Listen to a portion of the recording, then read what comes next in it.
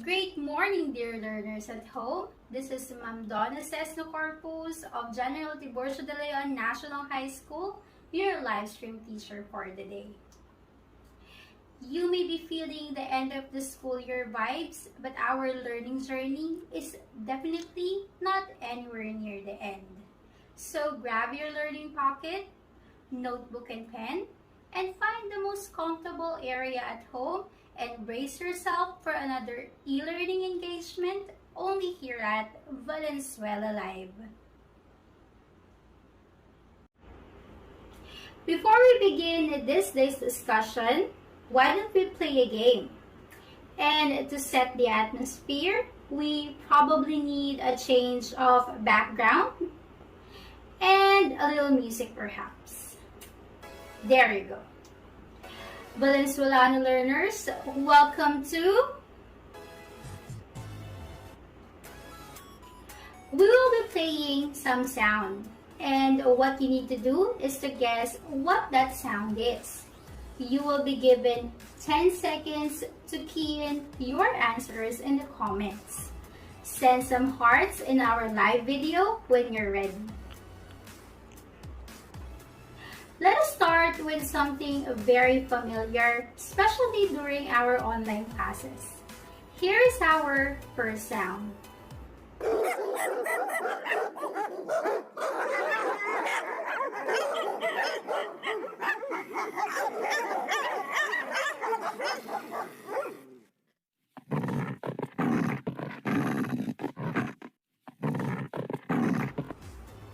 I know that sound is pretty easy. You guys are definitely right. Those are indeed dogs. Great job. Next sound, please.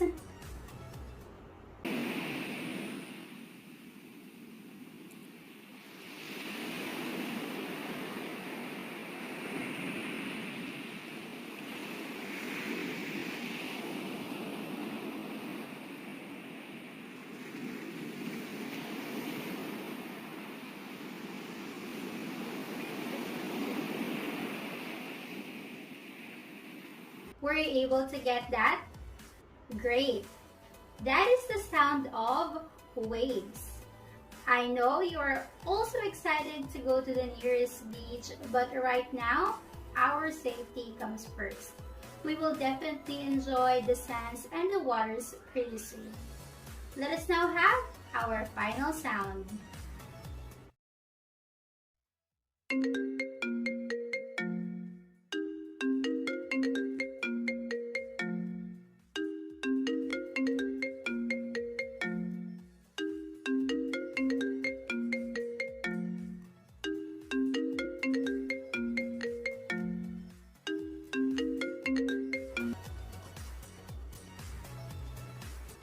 Was that easy or challenging? That sound is a telephone or phone ringtone. During this quarantine, our gadgets served as our bridge to connect with other people, especially our loved ones. Were you able to get all three sounds? A great job. Based on the activity we just had, what do you think is our focus skill today? If your answer is listening, you are definitely correct.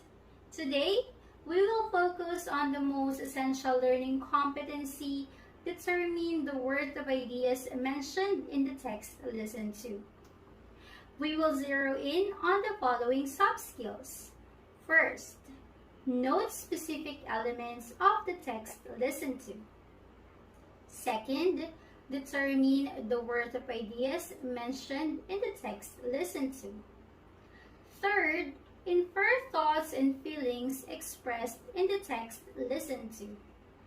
Fourth, infer the purpose of the text listened to.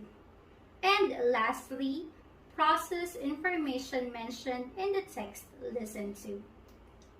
We are going to use the alternative delivery mode module developed by a top-notch master teacher of the Division of Valenzuela, Ms. Nova U. Gonzalez, Master Teacher 1 of Cetera Francisco Memorial National High School. We are indeed in one great learning journey today. Let us begin by differentiating these two important terms, hearing and listening.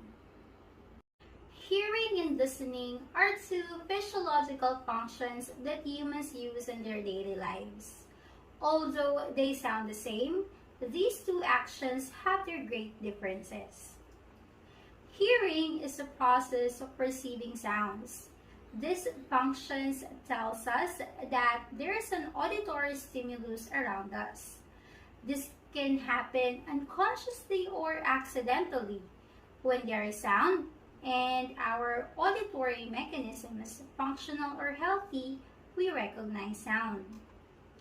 Listening, on the other hand, is a conscious effort to perceive sound. Listening is purposeful.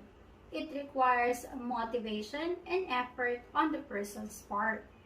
When there is sound, we intentionally perceive it with comprehension.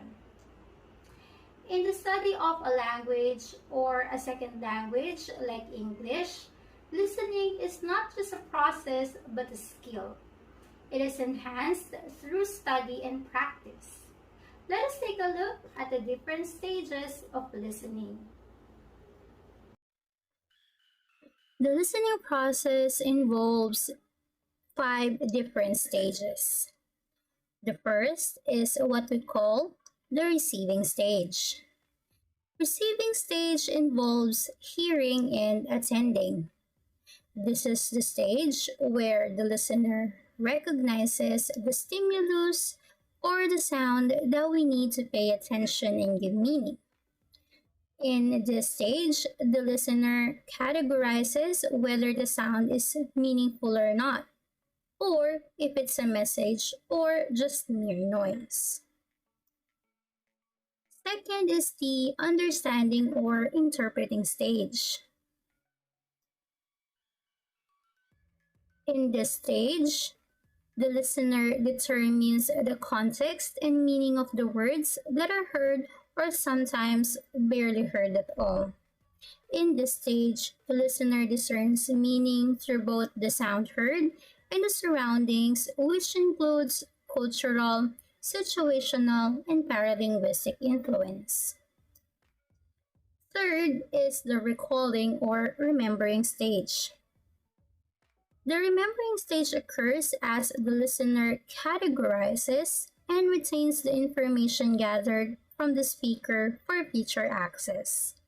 In this stage, the listener tries to rephrase information in order to fit into our cognitive reference, such as through memory devices, word or experience association, or through mere repetition. The fourth is the evaluating stage. This is the listening stage during which the listener critically assesses the information they received from the speaker. It allows the listeners to form an opinion of what they've heard. During this stage also, the listener determines whether or not the information they heard and understood from the speaker is well constructed or disorganized, biased or unbiased, true or false, significant or insignificant. They also ascertain how and why the speaker has come up with and conveyed the message that they delivered. And the final stage is the responding stage. This happens when the listener provides verbal or nonverbal reactions to what he or she hears. The responses can be in the form of statements, questions, or even through a nod or a smile.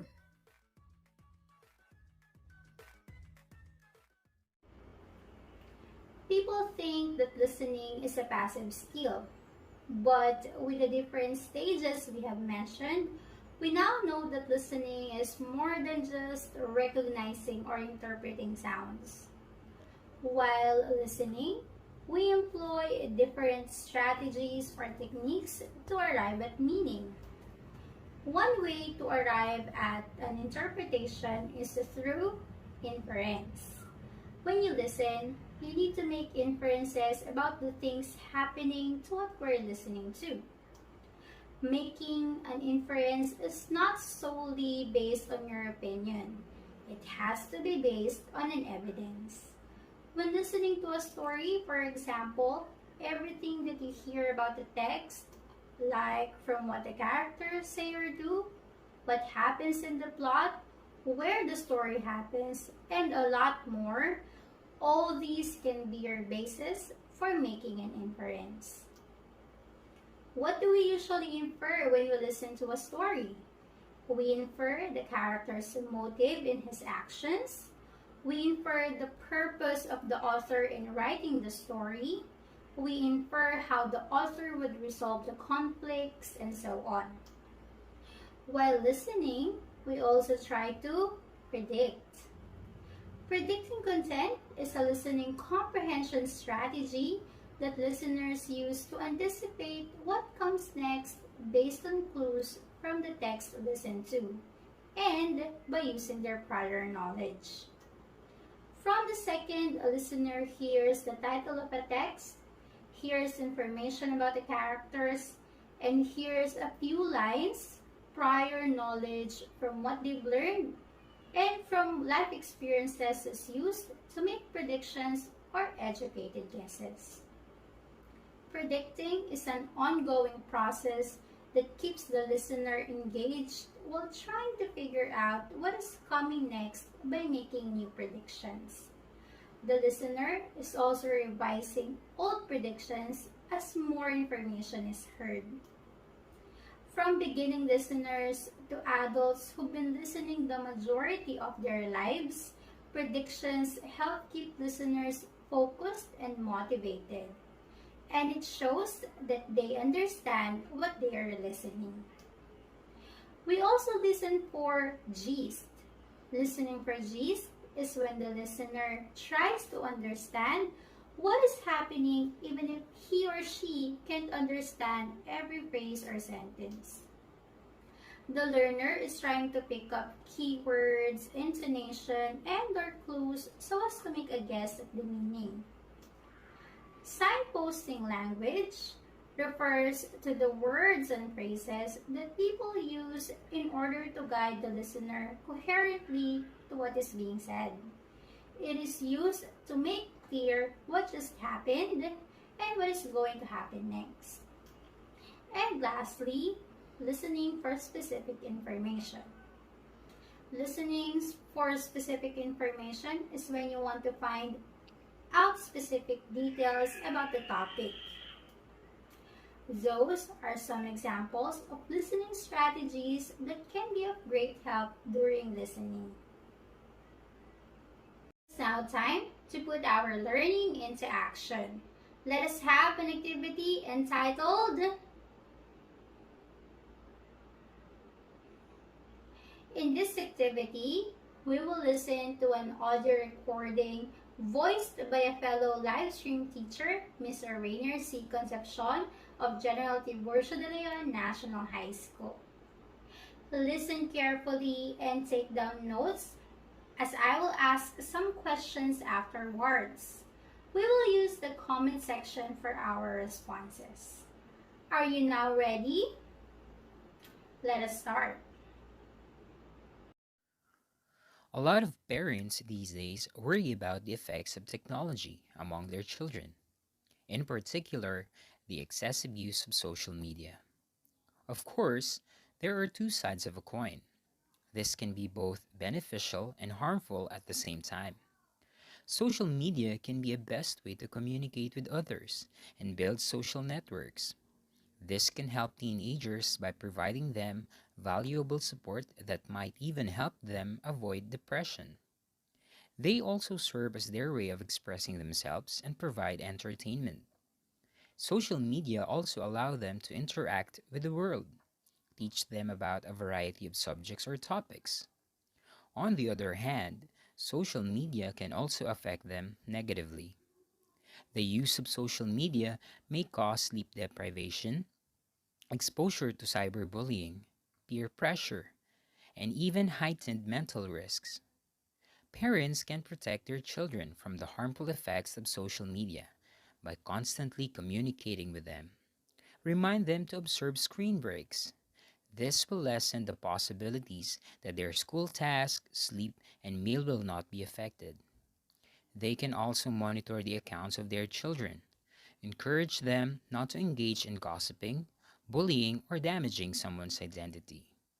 Tell them that not everything that they see on social media is for real. Were you able to take down notes? Good job. What was the recording about?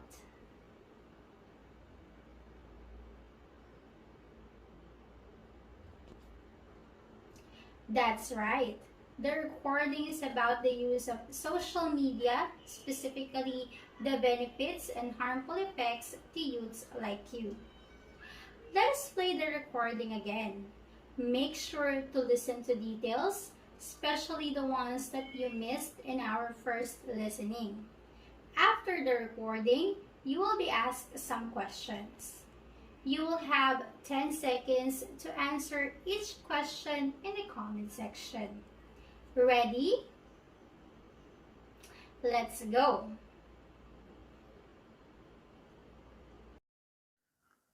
A lot of parents these days worry about the effects of technology among their children, in particular, the excessive use of social media. Of course, there are two sides of a coin. This can be both beneficial and harmful at the same time. Social media can be a best way to communicate with others and build social networks. This can help teenagers by providing them valuable support that might even help them avoid depression. They also serve as their way of expressing themselves and provide entertainment. Social media also allow them to interact with the world, teach them about a variety of subjects or topics. On the other hand, social media can also affect them negatively. The use of social media may cause sleep deprivation, exposure to cyberbullying, peer pressure, and even heightened mental risks. Parents can protect their children from the harmful effects of social media by constantly communicating with them. Remind them to observe screen breaks. This will lessen the possibilities that their school tasks, sleep, and meal will not be affected. They can also monitor the accounts of their children. Encourage them not to engage in gossiping, bullying, or damaging someone's identity. Tell them that not everything that they see on social media is for real. Here are the questions. Question number 1. Which among the following is a positive effect of using social media? A. Peer pressure. B. Self-expression. C. Sleep deprivation. Or D. Cyberbullying.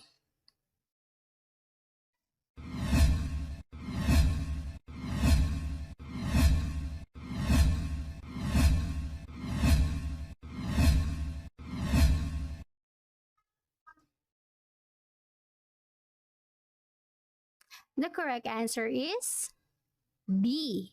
Self-expression. Question number 2. How can parents protect their children from the harmful effects of social media? A. Allow children to use social media without their parents' knowledge and guidance. B. Join the children in gossiping and bullying online. C. Establish constant and positive communication with their children. Or letter D. Let the children use their gadgets whenever they want.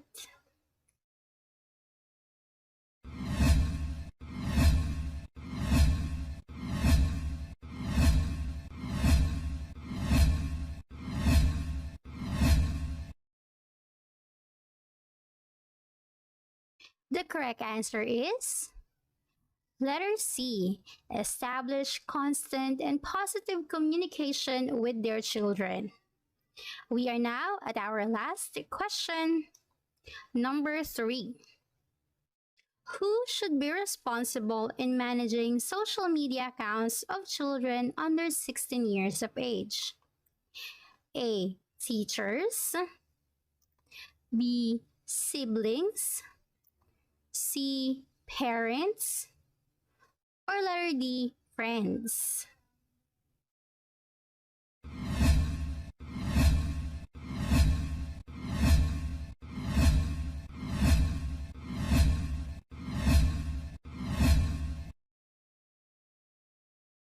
The correct answer is parents.